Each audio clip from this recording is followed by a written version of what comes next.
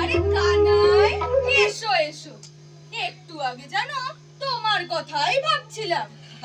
আচ্ছা, কিন্তু আপনার খুশির কারণটা তো ঠিক বুঝলাম না। বলছি সবটাই বলছি। তা ভাই কানাই, বুঝলে ভাইয়া, একান্নবর্তী পরিবারের গুরুত্ব যে কি তা কি সবাই বোঝে? নিজের স্বার্থ ত্যাগ করবার একমাত্র উপায় একান্নবর্তী পরিবার, বুঝলে ভাইয়া?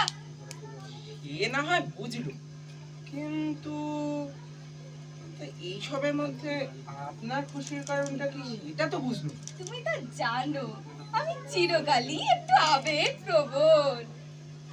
বিষয় আশয় নিজের স্বার্থ নিয়ে কোনোদিন কিছু ভাবিনি। লোকে দরকারে ডাকে, খাতির যত্ন করে, তাই তাদের আবদারও ফেলতে পারি না। মানে আমার কথাটা আপনি বুঝতে পারেন, ঠিক আমি বুঝতে পারলাম না আপনি কি বলতে চাচ্ছেন। ওহো, আসল ঘটনাটাই তো তোমাকে বলা হলো না। এই তো সেই দিন এক জায়গায় গেছিলাম বক্তৃতা দিতে। মঞ্চে দাঁড়াতেই আমার শরীর মন জুড়ে একটাই বিষয়, একান্নবর্তী পরিবার। আমি আর আমাদের থাকলুম না। তুমি তো জানো আমার পরিবারে কেউই নেই। কেই বা আছে আমার, বলো? মনে হতে লাগলো কারো যেন আমাকে ডাকছে, কিছু বলতে চায়। আমি ছটফট উঠি। অবশেষে তাই নিয়ে ভাবতে ভাবতে ভেসে গেলাম আবেগের ভাব সমুদ্রে। সেই সমুদ্রে যখন ডুবতে থাকি তখন দম গলেলেও কি তাকে থামানো যায়? একান্নবর্তী পরিবার প্রথা নিয়ে অনর্গল বক্তৃতা দিতে থাকলুম। আমি আমাদের থাকলুম না। সভাপতি তাই শুনে ঘুমিয়েই কাঁদা। শেষে দুই ছোকরা এসে আমায় টেনে নামিয়ে দিলে। সেদিন কি আনন্দই না হয়েছিল বাবা গো।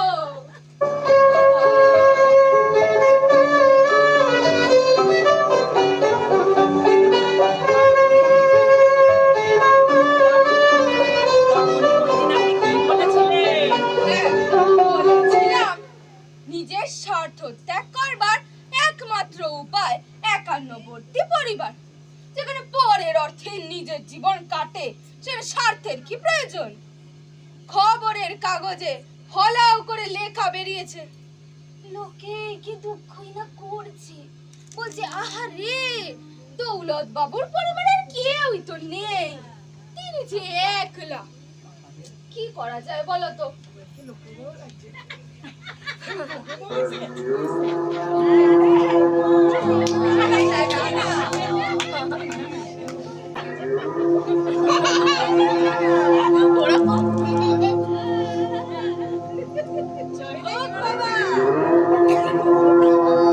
আপনাকে তো ঠিক চিনলাম না। সে কি বাছা, আমি হলুম গিয়ে তোমার পিসে মশাই। আমার তো পিসি নেই। সে কি করে হয় বাবা, তার মৃত্যু হয়েছে। সে কি, পিসি তো কোনো কালে ছিলেন না। তা কেমন করে হয়? তাহলে আমি আপনার পিসে হলুম কি করে? কি বলেন মশাই?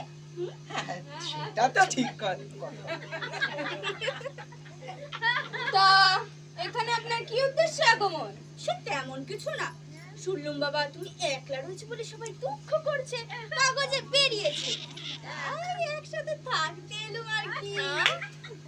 তা আপনার সম্পত্তি কিছু আছে? কিছু নেই। কোন উৎপাত কি, কেবল এক খুঁড়তে তো ভাই আছে, তা সে ওই এলো বলে।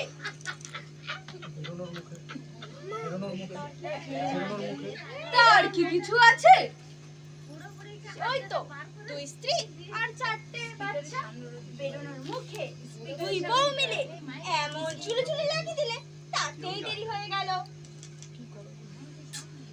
কানাই, আরে ও কানাই, কি করা যায় বলো তো? তোমার কিছু করতে হবে না বাবা। আরে তারা সন্ধ্যের আগেই চলে আসবে। ও নিয়ে তুমি দুঃখ করো না। হ্যাঁ মামা গো, এই কি লজ্জায় ফেললে গো? তুমি কে হে বাবু? আমি আপনার ভাগ্নি রামচরণ। স্টেশনে লোক পাঠিয়ে দিন, সেখানে একটি পুটুলি আর আমার পরিবারকে দেখে এসেছি যে। তা এখানে কি একসঙ্গে থাকতে এলুম যে? আর কোথাও বাসস্থান নাই? তা আছে বটে, কিন্তু সেখানে কি আর সাঁতারটাকে শিখতে হয়? নাই। আপনার উপদেশ উনি যেভাবে নিয়েছে তাতে ওনাকে নাড়ানো বেজায় শখ। কি কোথায় যাবে? দাদা, ও দাদা, সহ্য হচ্ছে না। ঠিক করো। ওরে, কে আছিস? ঝট করে দুটো ডাব নিয়ে আয় দেখি।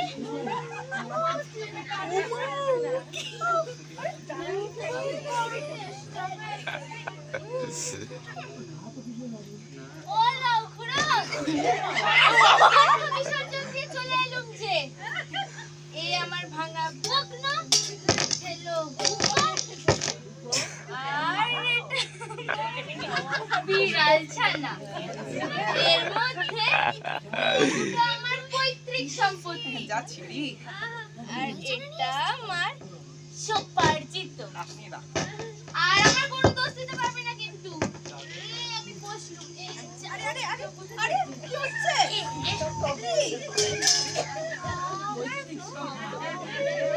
আসসালামু আলাইকুম বাবু। তুমি আমার কে? আরে বাবু, চিনতে পারলেন না? আমি হলাম গিয়ে দর্জি। আপনার গায়ে মাপ নিতে এসেছি যে। যাও যাও, টানাটানির সময়, এখন কাপড় চোপড় করাতে পারবো না। যাও যাও। ও খলিফাজি, আরে যাও কোথায়? আমার গায়ের মাপটা তো নিয়ে যাও। পুরোর গায়ে জামার মতো আমারও 6 জোড়া হলেই চলে যাবে। এর চেয়েও ভালো করতে পারো, খুড়ো তোমায় বকশিশও দেবে, বুঝলে? আজকে ছোট কষ্ট। আরে যাই, আরে আমার টাকাগুলো। আরে দিন এখন ওটা পরিবার টাকাগুলো। টাকাগুলো এখন পরিবার দেখুন। এ হলো তোমার ভাতিজপুত্র। আরে ভাতিজপুত্র? আরে চলিত শব্দে যাকে বলে এই সে। ভাতি শব্দে ষষ্ঠীতে হয় ভালো।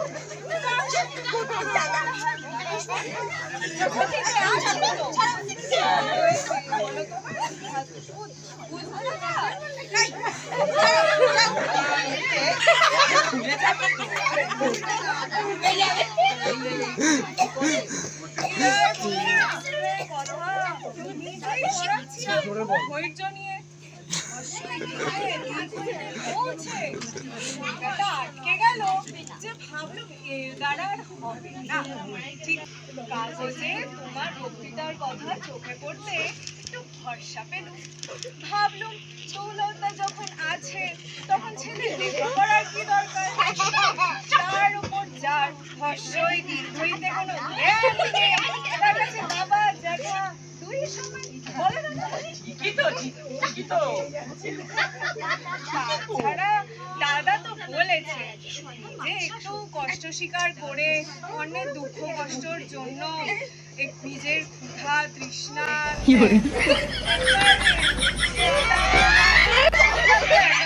পরিবারেই সম্ভব। আপনার মুখ পড়ে গেছে। কি বলবো, মুখটা পড়ে গেল।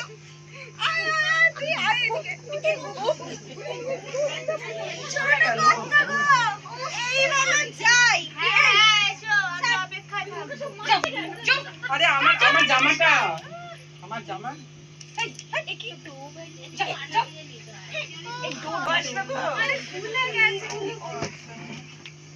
কি গরম না?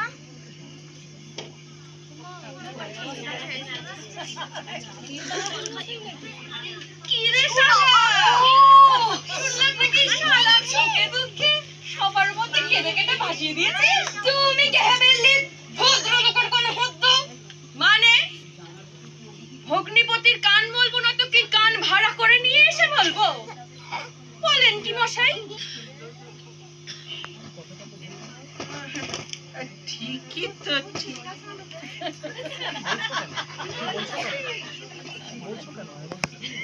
কি বলছো কানাই? আমার তো স্ত্রী নেই, তা শালা আসবে কোত্থেকে? তোমার না হয় স্ত্রী নেই, তাই বলে দুনিয়ায় আর কারো কি স্ত্রী নেই? একবার ভেবেই দেখো না। তা থাকবে না কেন? দুনিয়ায় অনেকেরই তো স্ত্রী আছে, তার আবার ভাবনা কি? তবেই বোঝো, তবেই বুঝলাম। কিন্তু তুমি আমার শালা হলো কি করে? তা তো বোঝাও। আরে বাপু, কেন? তোমার দাদার সম্পর্কে। তোমার দাদা আছেন তো? আমার দাদা? আমি তো জানতাম তিনি নেই, কিন্তু এখন যেমন বুঝছি থাক মনে হচ্ছে। থাক, তাহলে তো চুকেই গেল সব। ভদ্রলোকেরা বসে আছেন, এনাদের সামনে কে শালা কে শালা নয় এ নিয়ে তকরার করা ভালো দেখায় না। এখন একটু জিরানো যাক। কে আছিস? এক ছেলে তামা কাম করে।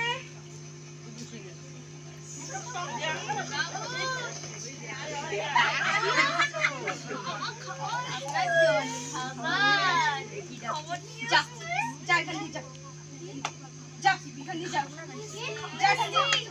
তোকে এখানে খাবার আনতে কে বললো, হ্যাঁ? যা, ঘরের ভিতর নিয়ে যা। এক্ষুনি যা।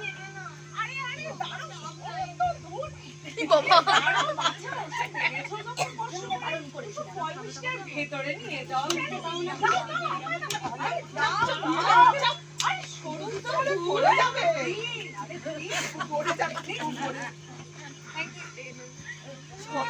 কি করে?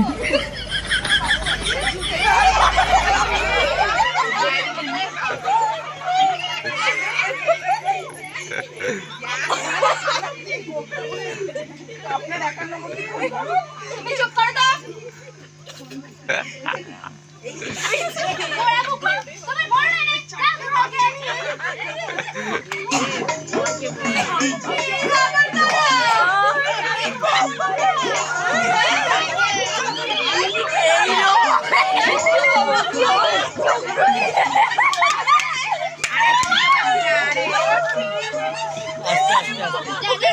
আস্তে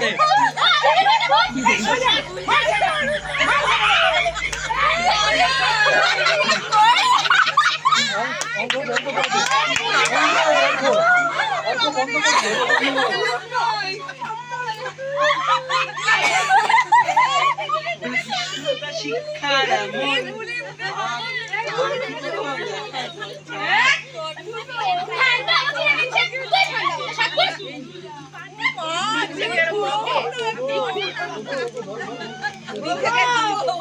লোকের এত স্বামী মরছে, তোমরা আজকে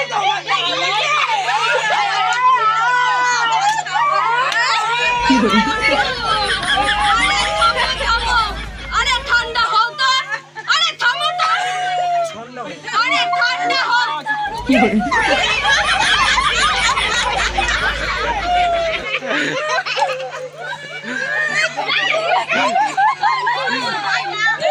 আপনার গৃহ পূর্ণ হয়েছে।